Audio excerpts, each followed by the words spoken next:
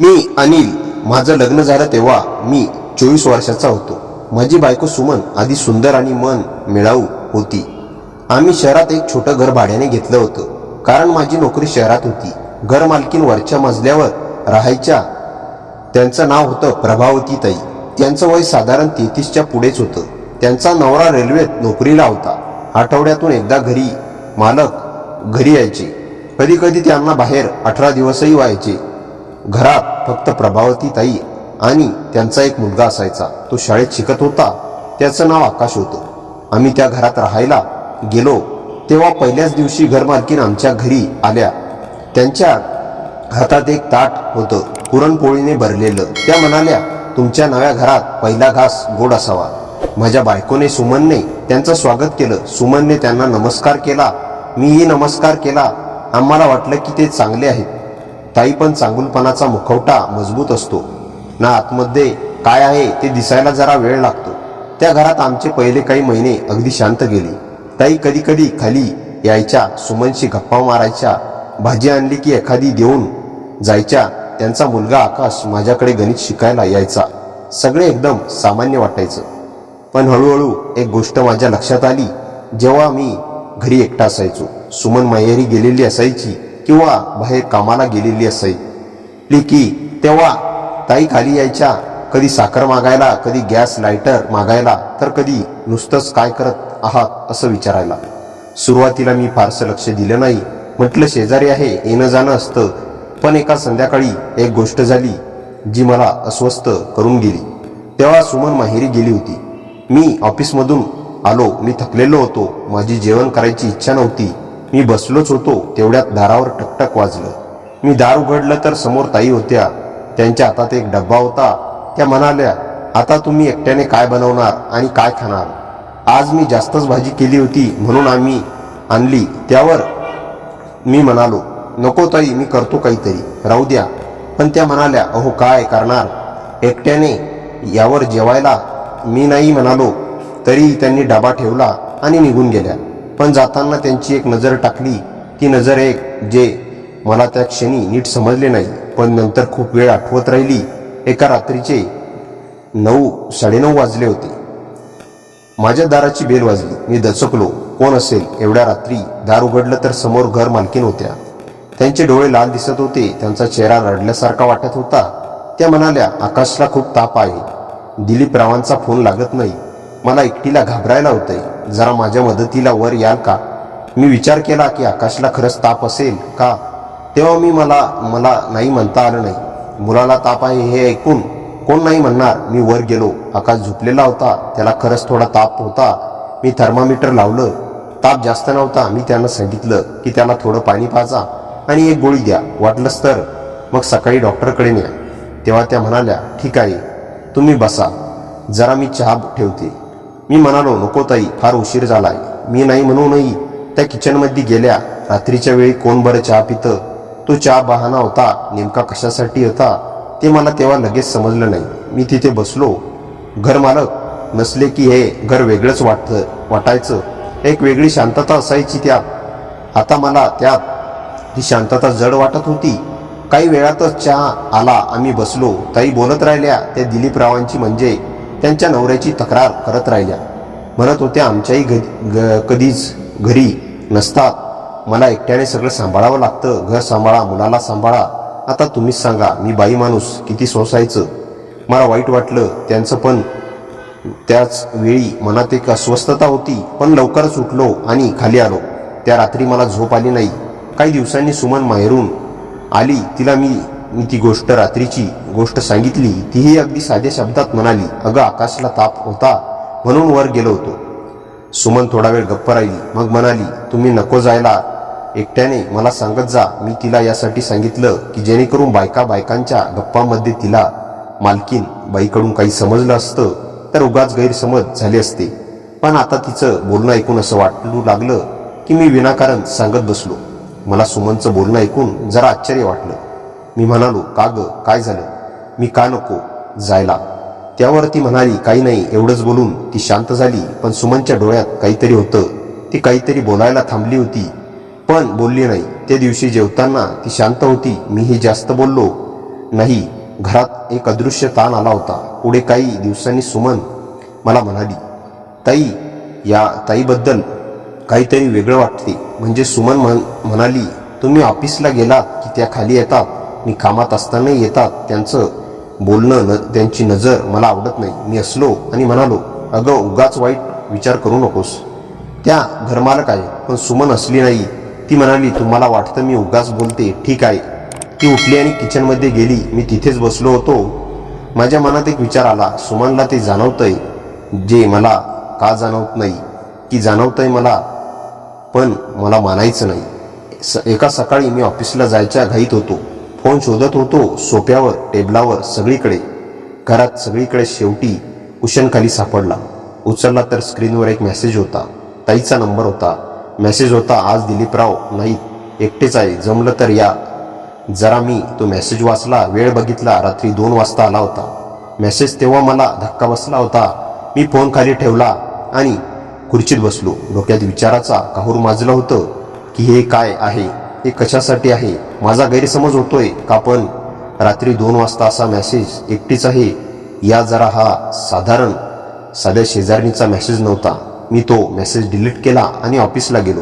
पण ऑफिसमध्ये दिवसभर तो मेसेज डोक्यातून गेला नाही. संध्याकाळी घरी आलो तेव्हा सुमनने चहा दिला. मी चहा घेतला. ती बोलत होती काहीतरी, पण मला नीट ऐकू येत नव्हतं. माझं मन कुठेतरी दुसरीकडेच होतं. रात्री झोपताना मी ठरवलं, उद्या ताईशी स्पष्ट बोलायचं, सांगायचं. असं बोलणं योग्य नाही, पण मी बोलण्याच्या आधीच परिस्थिती बदलली.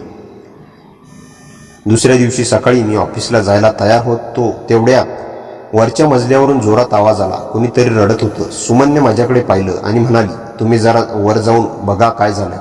मी वर गेलो तर ताई फोनवर कोणाशी तरी जोरात भांडत होत्या. त्यांच्या आवाजात राग आणि दुःख दोन्ही होतं. मला पाहिल्यावर त्यांनी पटकन फोन ठेवला आणि स्वतःला सावरत म्हणाल्या, काही नाही अनिल, घरचं थोडं प्रॉब्लेम आहे. पण त्यांच्या डोळ्यातून अश्रू थांबत नव्हते. मी जास्त काही विचारलं नाही आणि खाली आलो. त्या दिवसानंतर ताईचं वागणं आणखी बदललं. त्या मुद्दाम माझ्या आसपास येऊ लागल्या. कधी पाणी भरताना, कधी अंगण झाडताना, कधी एखाद्या बहाण्याने दार ठोठावून. त्यांच्या नजरेत एक वेगळीच भाषा होती. मी शक्य तितकं टाळत होतो. सुमनलाही आता हे सगळं जाणवत होतं. ती शांत राहायची, पण तिच्या मनात अस्वस्थता होती, हे मला कळत होतं. एका संध्याकाळी मी ऑफिसमधून आलो तर सुमन खूप शांत बसली होती. तिच्या चेहऱ्यावर राग दिसत होता. मी विचारलं, काय झालं? ती म्हणाली, आज ताई आल्या होत्या. मी म्हणालो, मग? ती म्हणाली, त्या म्हणत होत्या की अनिल खूप चांगले आहेत, खूप मदत करतात. तिच्या आवाजात उपहास होता. मला ते ऐकून खूप वाईट वाटलं. मी तिला सगळं खरं सांगितलं. तो रात्रीचा मेसेज, माझं टाळणं आणि माझी अस्वस्थता. सुमन काही वेळ शांत बसली. मग हळू आवाजात म्हणाली, मला माहीत होतं काहीतरी आहे. पण तिने माझ्यावर शंका घेतली नाही. उलट ती म्हणाली, आपण इथून घर बदलूया. त्या रात्री आम्ही दोघं खूप बोलत बसलो. आम्हाला समजलं की कधी कधी दुसऱ्यांच्या आयुष्यातील रिकामेपण आपल्या आयुष्याला गुंतागुंत करून टाकतं. 2 दिवसांनी मी नवीन घर शोधायला सुरुवात केली आणि आठवडाभरात आम्हाला दुसरं छोटंसं घर मिळालं. सामान हलवायच्या दिवशी ताई खाली आल्या. त्या शांत उभ्या होत्या. त्यांनी फक्त एवढंच विचारलं, इतक्या घाईत का जाताय? मी फक्त हसलो आणि म्हणालो, ऑफिस जवळ आहे तिकडे. त्या काही बोलल्या नाहीत. त्यांच्या चेहऱ्यावर थोडं दुःख होतं की राग होता ते मला कळलं नाही. आम्ही तिथून निघालो. नवीन घरात आल्यावर सुमनने एक दीर्घ श्वास घेतला आणि म्हणाली, आता बरं वाटतं. तेव्हा मला जाणवलं, कधी कधी आयुष्यात योग्य वेळी योग्य निर्णय घेणं खूप महत्त्वाचं असतं. कारण एक छोटासा गैरसमज किंवा चुकीचं पाऊल संपूर्ण आयुष्य बिघडवू शकतं. त्या दिवसानंतर आम्ही आमच्या आयुष्यात पुढे चालत राहिलो. पण त्या घरातला अनुभव मला कायम लक्षात राहिला. काही लोक बाहेरून कितीही चांगले वाटले तरी त्यांच्या मनात काय चाललंय ते समजायला वेळ लागतो. मी आणि सुमन जेवून बसलो होतो तेवढ्यात पुन्हा दारावर टकटक झाली. सुमन उठली आणि दार उघडलं. दारात प्रभावती ताई उभ्या होत्या. त्यांच्या चेहऱ्यावर नेहमीसारखं हसू नव्हतं. त्या थोड्या गंभीर दिसत होत्या. सुमन, जरा वर येशील का? मला तुझ्याशी थोडं बोलायचं आहे, त्या म्हणाल्या. सुमन माझ्याकडे पाहू लागली. मला कळेना काय करावं. शेवटी मीच म्हणालो, जा बघ काय काम आहे. सुमन वर गेली. मी खाली बसून राहिलो. माझ्या मनात अनेक विचार सुरू झाले होते. जवळजवळ अर्धा तास झाला तरी सुमन खाली आली नाही. मला थोडी काळजी वाटू लागली. मी वर जाणार इतक्यात सुमन खाली आली. तिचा चेहरा बदललेला होता. ती काही बोलली नाही. शांतपणे किचनमध्ये गेली आणि पाणी प्यायला लागली. मी विचारलं, काय झालं? काय बोलत होत्या ताई? सुमन काही शांत राहिली, मग म्हणाली, तुम्हाला खरं सांगू का? मी म्हणालो, हो सांग. ती म्हणाली, ताई म्हणत होत्या की तुम्ही खूप चांगले आहात.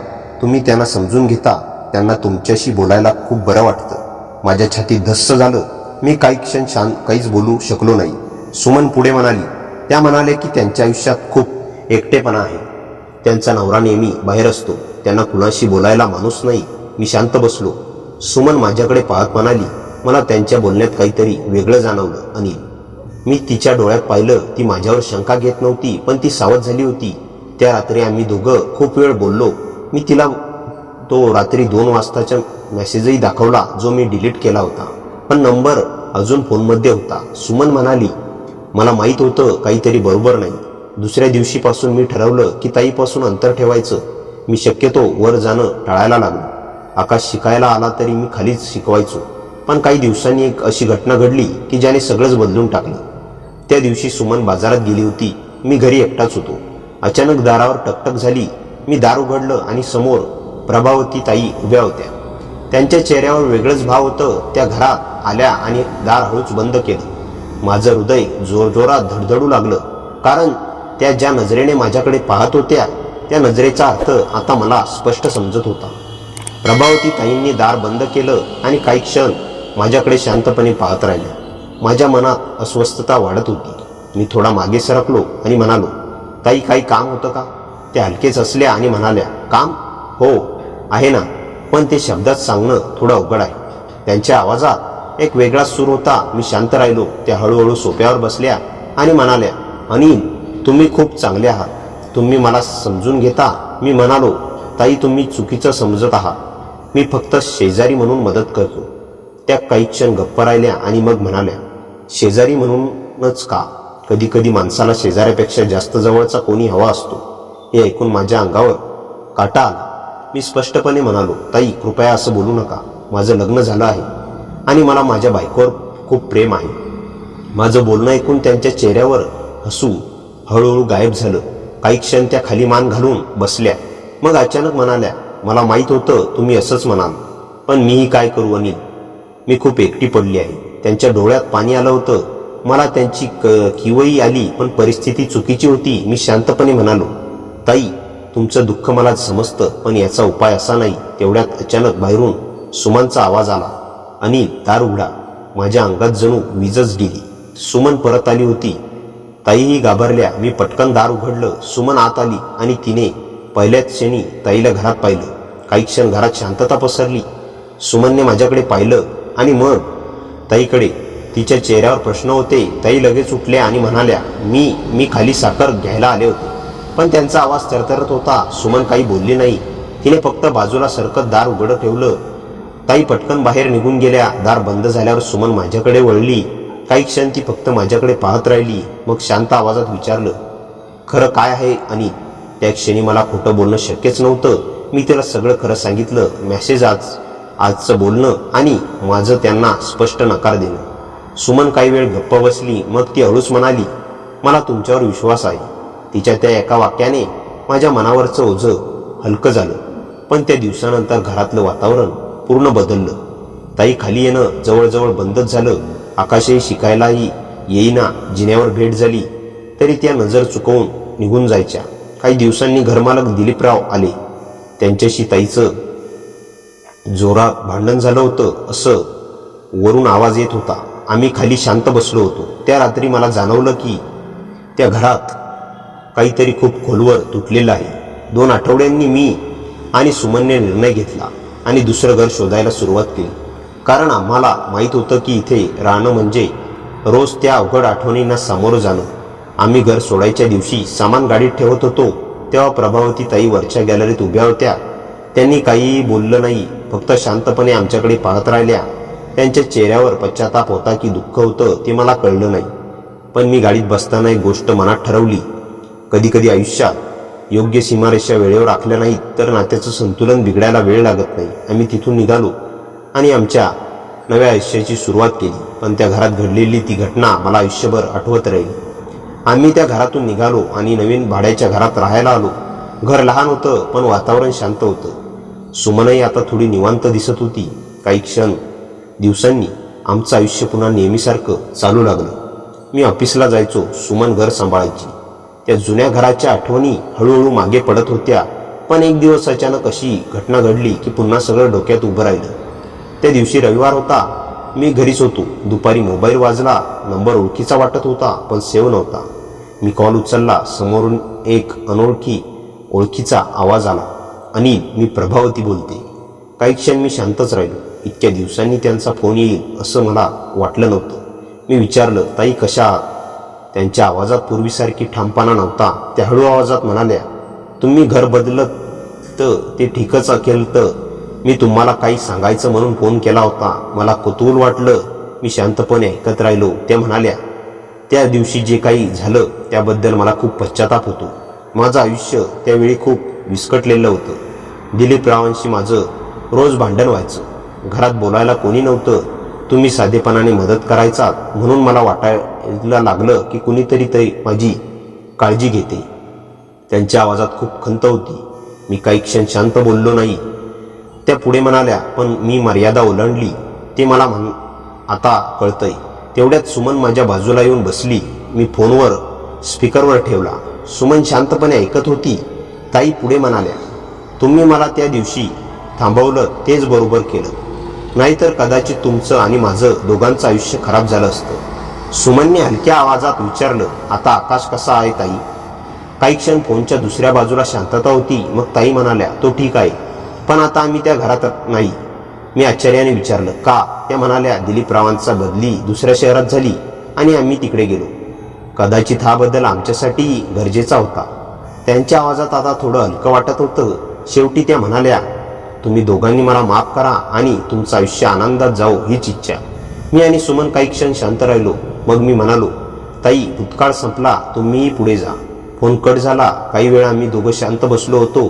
सुमनने माझ्याकडे पाहिलं आणि असत म्हणाली, कधी कधी माणसं चुकीची नसतात, परिस्थिती त्यांना चुकीचं वागायला भाग पाडते. मी तिच्या शब्दांवर विचार करत बसलो. त्या दिवसानंतर आम्ही त्या गोष्टींकडे पुन्हा कधी वळून पाहिलं नाही.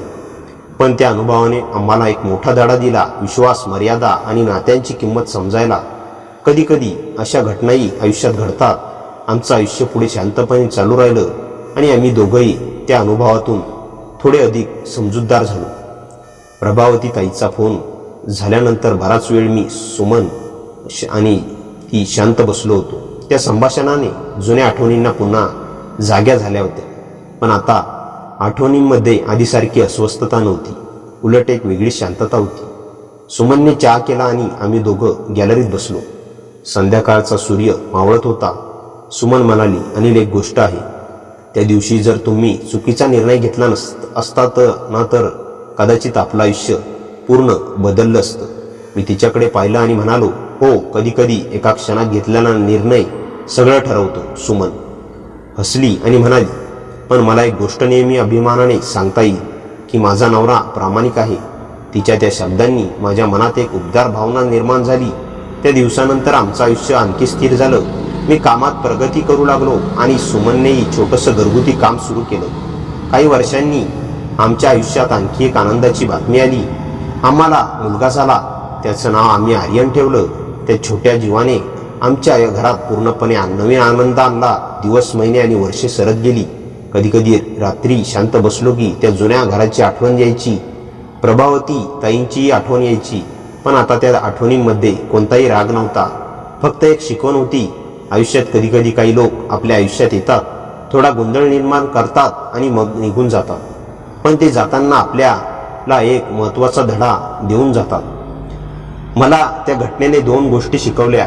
पहिली म्हणजे नात्यामध्ये विश्वास सर्वात मोठा असतो आणि दुसरी म्हणजे मर्यादा पाळणं खूप गरजेचं असतं. जर त्यावेळी मी आणि सुमन एकमेकांशी प्रामाणिक राहिलो नसतो तर कदाचित आमचं नातंच तुटलं असतं. पण आम्ही एकमेकांवर विश्वास ठेवला आणि त्यामुळे आमचं आयुष्य वाचलं. काही वर्षांनी एकदा रेल्वे स्टेशनवर उभा असताना मला दूरवर प्रभावती ताई दिसल्या.